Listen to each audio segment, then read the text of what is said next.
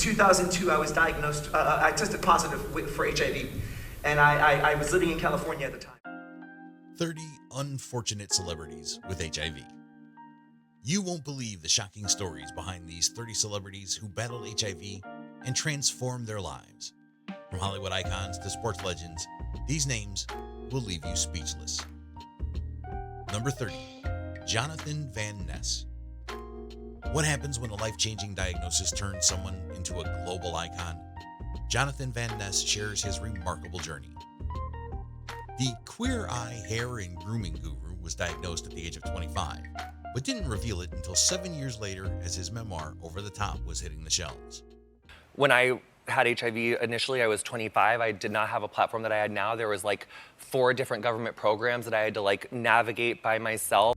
In the book, he shares how sexual abuse led to self-destructive behavior like casual sex and drugs. An HIV diagnosis helped turn his life around.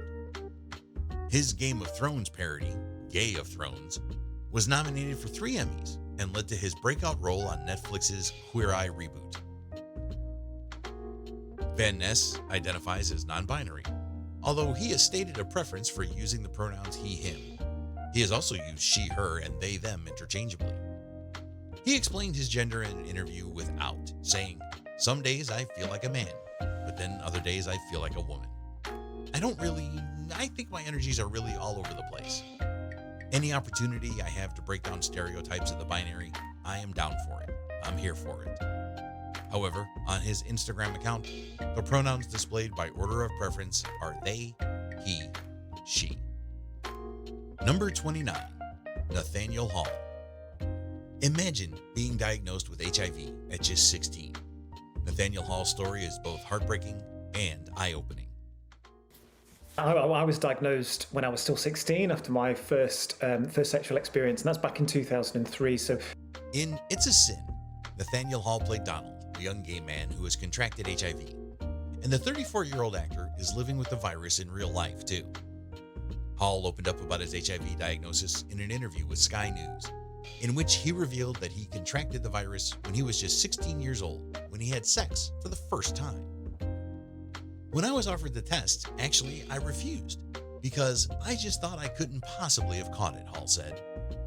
You know, I'm white, middle class.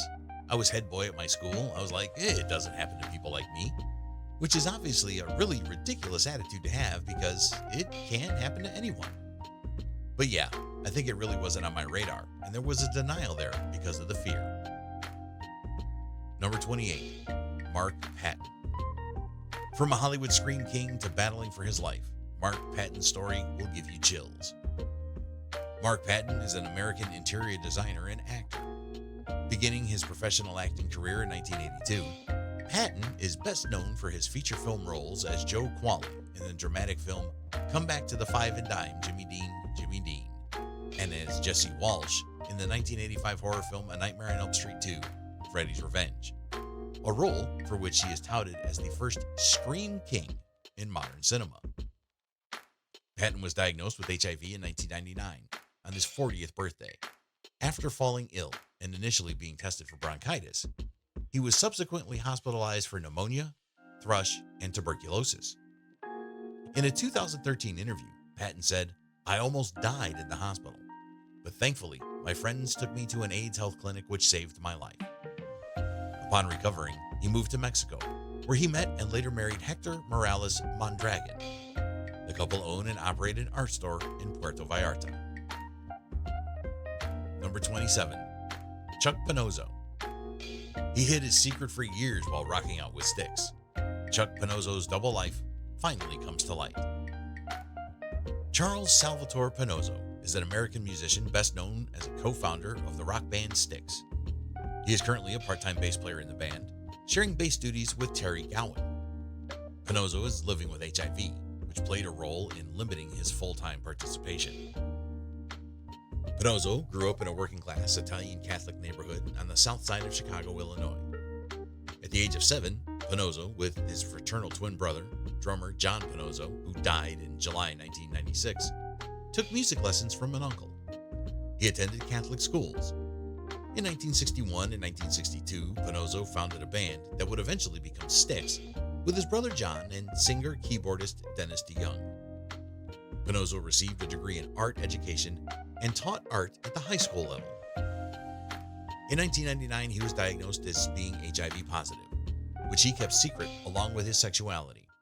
You were diagnosed, I believe, in 1991. Did it make you question any of your sort of thoughts? So I wasn't shocked that I would have HIV because my friends were dying of AIDS. But the first, you just recriminate yourself. Like in 2001, at the Human Rights Campaign annual dinner, in front of 1,000 guests, Pino announced that he is gay and is living with HIV. In 2007, he released his autobiography, The Grand Illusion: Love, Lies, and My Life with Sticks. Number 26, La Tanya. From Puerto Rican TV royalty to battling a life-changing diagnosis, La Tanya's resilience shines through. Norris Diaz Perez, born October 2nd, 1975, also known as La Tanya, is a Puerto Rican model and host. She appeared on the now-defunct late-night show No Te Duermas from 1996 to 2007. In addition to her work on television, she has appeared in numerous commercials and ads for beers and other products. In January 2006, Tanya was hospitalized with severe headaches for what was believed to be a brain tumor. The diagnosis was later altered to encephalitis, and she gradually recovered from the illness and returned to television. On August 1st, 2011, she announced via a press conference that she is HIV positive. Number 25, Javier Munoz. What do you do when life throws you not one, but two devastating diagnoses? Javier Munoz shows us how to fight back. When Javier Munoz took over the role of Alexander Hamilton from Lin-Manuel Miranda on Broadway, he was quick to open up about his HIV status, and he used the opportunity to deliver an important message. In 2002, I was diagnosed, I tested positive for HIV, and I was living in California at the time. I moved back home to New York a month later.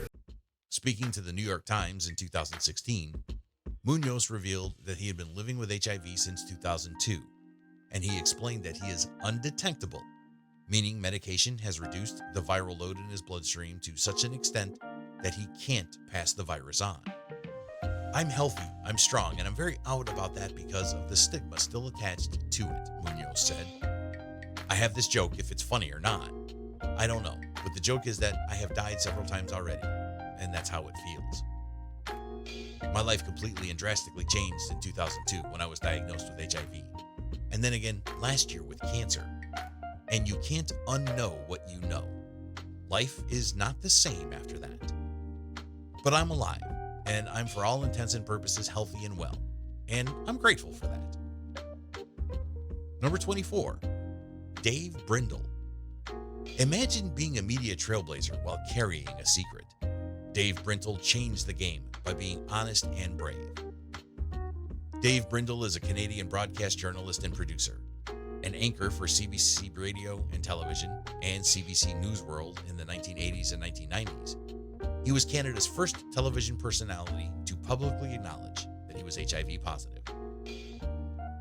Number 23, Greg Louganis. He made history in the pool, but hid a life-altering secret. Greg Louganis is more than just a diving legend. Despite bringing home gold medals from 2 Olympic Games, this champion diver didn't think he'd live to see 30. When he was diagnosed at 28, just before the 1988 Games, we thought of HIV as a death sentence, he told ESPN magazine. More than 3 decades later, Louganis says, HIV taught me not to take anything for granted.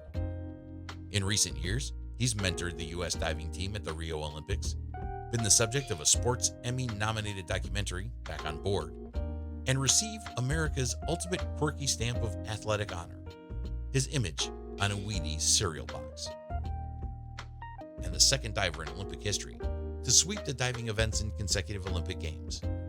He's been called both the greatest American diver and probably the greatest diver in history. Number 22, Hershey Lor Jett. A fierce drag performer with a mission, Hershey Lor Jett is breaking boundaries while living his truth. Hershey Lor Jett is an American drag performer who competed on season 16 of RuPaul's Drag Race. Known for his unapologetic style and bold performances, Hershey quickly became a fan favorite not only for his charisma, but for his advocacy. Offstage, Hershey used his platform to challenge stereotypes about HIV within the LGBTQ+ community and beyond.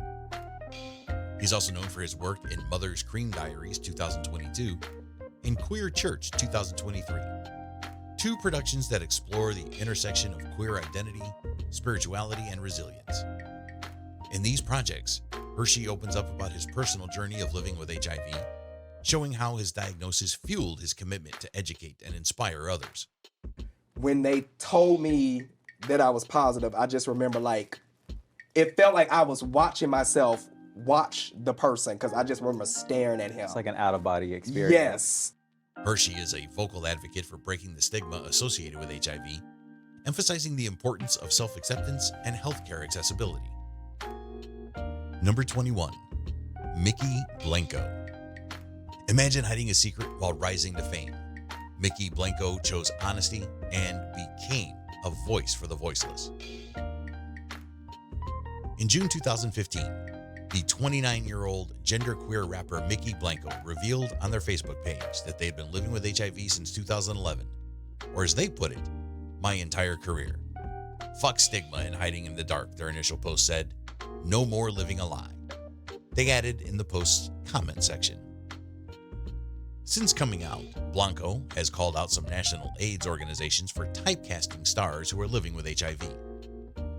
In February 2018, Blanco tweeted, "It would be awesome if you would book me to perform at one of your galas like you do so many HIV-negative pop stars, instead of continually using me as a token."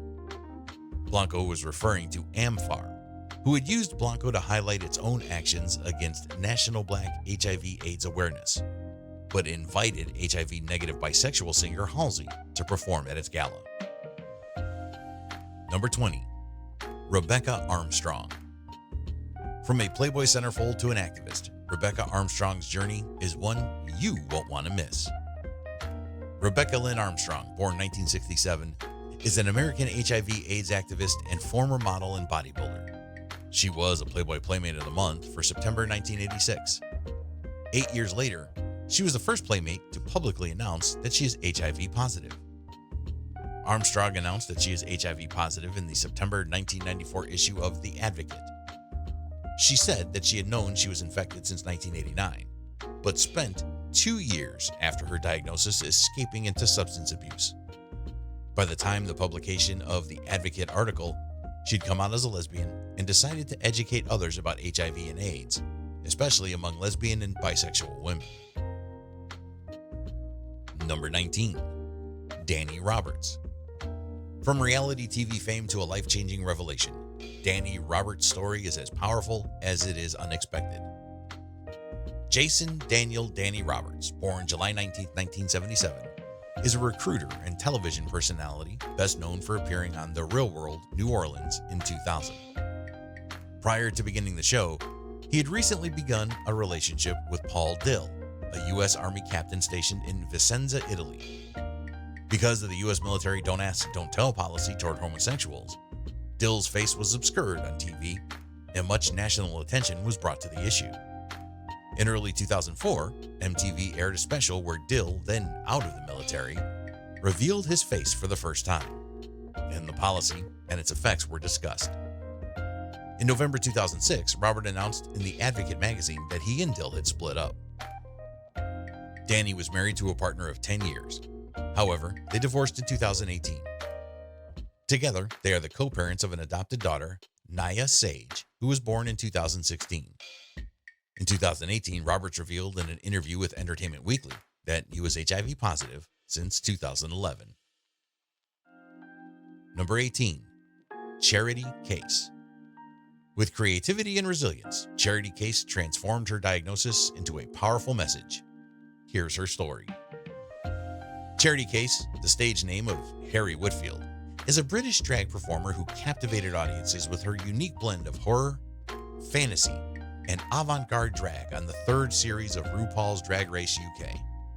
Known for her elaborate costumes, striking makeup, and storytelling through her performances, Charity quickly became one of the standout queens of her season. I'm Charity Case, I'm 24 years old, and this time, the dragon's doing the slaying! However, behind her fantastical drag persona lies a story of struggle and survival. Charity Case was diagnosed with HIV at just 18 years old. Faced with the harsh reality of living with the virus at such a young age, she initially struggled with self-acceptance and the stigma that often comes with an HIV diagnosis. Rather than letting this define her, Charity chose to use her platform to raise awareness, educate others, and break the stigma surrounding HIV.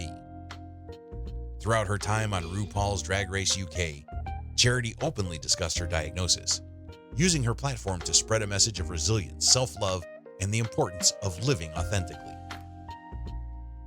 Number 17, Conchita Wurst. What happens when Eurovision meets a life-altering diagnosis? Conchita Wurst's story is nothing short of inspiring. Thomas Neuwirth, born November 6, 1988, is an Austrian singer and drag queen who is known for his stage persona Conchita Wurst, or simply Conchita. He came to international attention after winning the Eurovision Song Contest 2014 as Austria's entrant with the song Rise Like a Phoenix.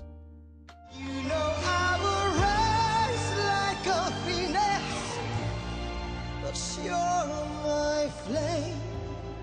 Neuwirth has stated that he is not a trans woman. He is gay and has also described himself as a drag queen. In 2018, Neuwirth disclosed that he is HIV positive and has been undetectable and thus not infectious for several years. He wrote through an Instagram post that he felt compelled to come out as HIV positive due to persistent threats from a former boyfriend that he would publicly reveal Neuwirth's status.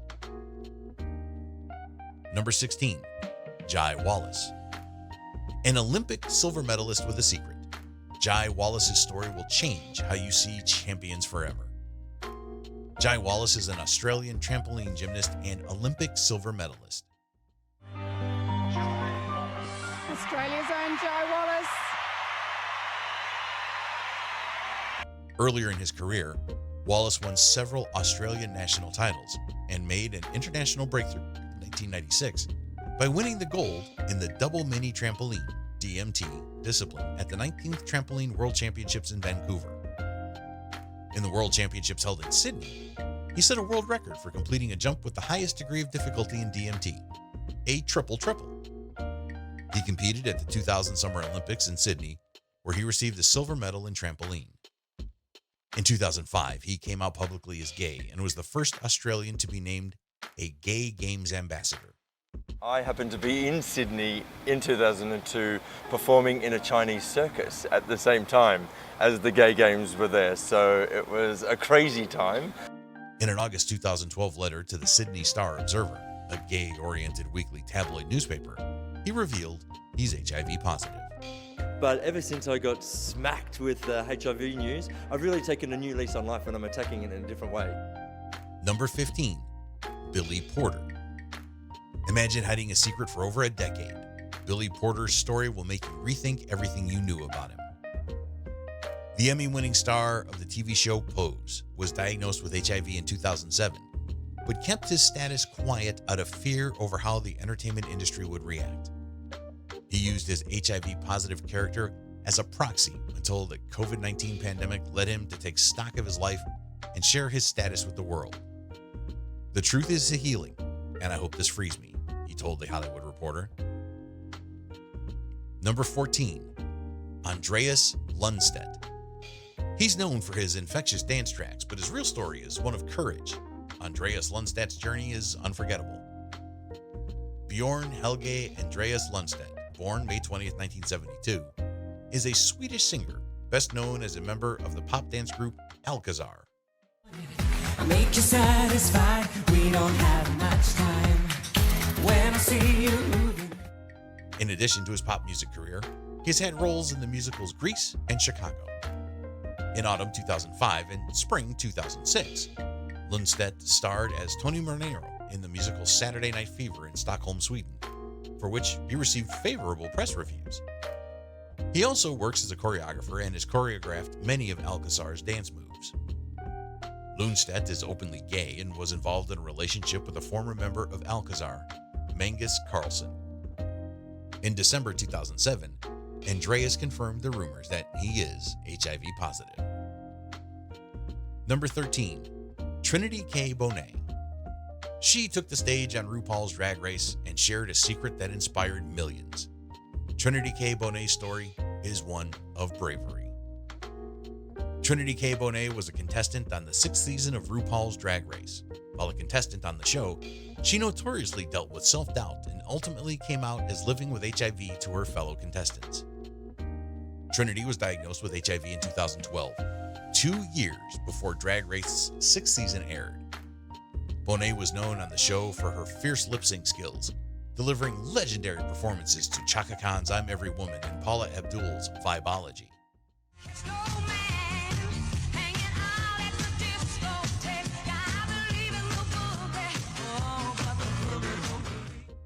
In an interview with New Now Next, Bonet said she spoke about her diagnosis publicly so that I could help someone else going through the same thing. And I wanted my fans to understand that their idols aren't superheroes. You can go through what I'm going through and not be scared. Number 12, Ken Garnham. From a celebrated playwright to facing a life-changing diagnosis, Ken Garnham's story is one of resilience and creativity. Ken Garnham is a Canadian playwright, performance artist, and theatrical designer. He is most noted for his performance piece, Boys, Boys, Boys, which was shortlisted finalist for the Dora Mavor Moore Award for Outstanding New Play in 1989, and his play, Pants on Fire, which won the Floyd S. Chalmers Canadian Play Award in 1995. In 1992, Boys, Boys, Boys was included in Making Out, the first anthology of Canadian plays by gay writers, alongside works by David Demchuk, Sky Gilbert, Daniel McLevore, Harry Rintoul, and Colin Thomas. Pants on Fire, one of the early AIDS-themed plays in Canadian literature, was the first play Garnham wrote after himself being diagnosed HIV positive in 1993. Number 11, Ongina. She captured hearts on RuPaul's Drag Race with her talent and her truth. Ongina's journey is one of courage and pride. Ongina is the stage name of Ryan Ong Palau, born January 6, 1982, a Filipino-American drag performer and HIV activist who came to international attention on the first season of RuPaul's Drag Race and the 5th season of RuPaul's Drag Race All-Stars. Since appearing on the show, Ongina has been featured in a number of web series produced by World of Wonder, including Wait, What? Ring My Bell, and Fashion Photo Review. Ongina was one of the first reality TV stars to come out as HIV positive. I've been living with HIV for the last 2 years of my life, and this means so much to me.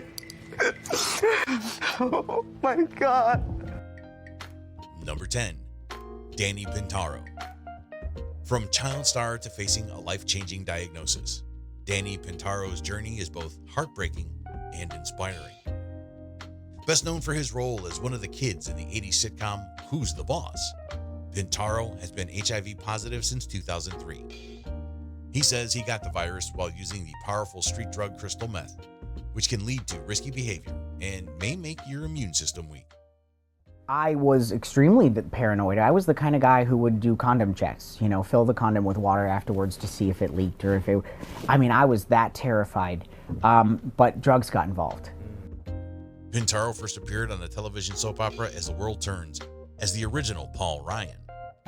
After this, he played Tad in the film Cujo. He first came to prominence on the television series Who's the Boss. After the series ended, he was less frequently cast. Pintaro went on to act in stage productions like The Velocity of Gary and Mommy Queerist. He appeared as a contestant on a special TV Child Stars episode of The Weakest Link in 2001, where he got voted off in round 4.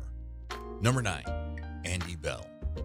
He's the voice behind some of the biggest hits, but Andy Bell's story goes far beyond the music. His journey is unforgettable. Andrew Ivan Bell is an English singer and songwriter. He's best known as the lead vocalist of the synth-pop duo Erasure.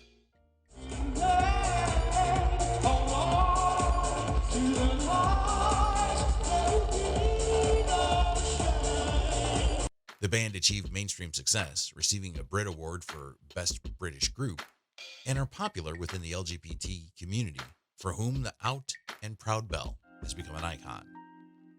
Belle is openly gay and has had longtime partners. The first, Paul M. Hickey, died on April 11, 2012 at the age of 62. In January 2013, Belle married his subsequent partner, Stephen Moss. On December 17, 2004, Belle publicly announced that he has been HIV positive since 1998. In a 2007 interview, he remarked that there is complacency among gay men about HIV. There are definitely HIV positive people who meet other HIV positive men and still have unprotected sex. I think it must be quite hard for young gay men because there is so much for them to do now. There are so many saunas and stuff like that for them to go to, and it's so easy to get it. Number 8, Venus Delight. From drag superstar to battling a life-changing diagnosis, Venus Delight's story is both inspiring and shocking. Adam Daniel Guerrera, known by his stage name, Venus Delight, is an American drag performer, television personality, and Madonna impersonator. He gained recognition for competing on the 3rd season of RuPaul's Drag Race and went viral with his appearance in My Strange Addiction episode called Addicted to Being Madonna, 2015. Venus Delight. Tonight you may be leaving RuPaul's Drag Race, but you're returning to the constellation of great drag stars. Guerrera started performing as Delight in a Marilyn Monroe impersonation on August 5, 2002, and made his first television appearance on The Ricky Lake Show in 2003. Started off as Marilyn Monroe because they were having a Marilyn Monroe anniversary. His drag name came from a combination of Venus, taken from Venus Was Her Name, a song by Shocking Blue, and Delight, a name thought of by Guerrera's then boyfriend and makeup artist of 3 years. A fan of Madonna, he spent over $175,000 on 19 surgeries to look like her for his performances. Over the last 7 years, I have spent roughly $75,000 on surgeries to look like Madonna. He was announced as a contestant on RuPaul's Drag Race Season 3 on January 24, 2011. Number 7, Billy Newton Davis. He's a Juno Award-winning artist with a powerful story of survival. Billy Newton Davis's journey is one for the books. Billy Newton Davis is an American-Canadian R&B, jazz, and gospel singer and songwriter. Time together with time to spare. His debut album, Love is a Contact Sport, won the Juno Award for Best R&B Soul Recording in 1986 and included the hits Deeper, Right Beside You, and Find My Way Back. In 2008, Newton Davis won the Juno Award for All You Ever Want as Best Dance Album. Openly gay, his On a Boy's Life 2008 is a celebration of all the naughty things men can get up to when left to their own devices. Diagnosed HIV positive in 1986 at the height of his career, he first went public with his status in a documentary by Sylvia Sweeney that aired on Vision TV in 2000. Number 6, Thomas Dwayne. He broke barriers in politics while carrying a secret. Thomas Dwayne's courage led him to be a voice for millions. Thomas K. Dwayne, born January 30th, 1955, is an American politician from New York who served in the New York State Senate from 1999 to 2012 and in the New York City Council from 1992 to 1998. Dwayne was the first openly gay member of the New York State Senate and the only such member during his tenure there. He was also the body's only openly HIV-positive member. Number 5, Andre DeShields. With decades on Broadway and countless awards, Andre DeShields kept his biggest secret hidden until recently. Here's his powerful story.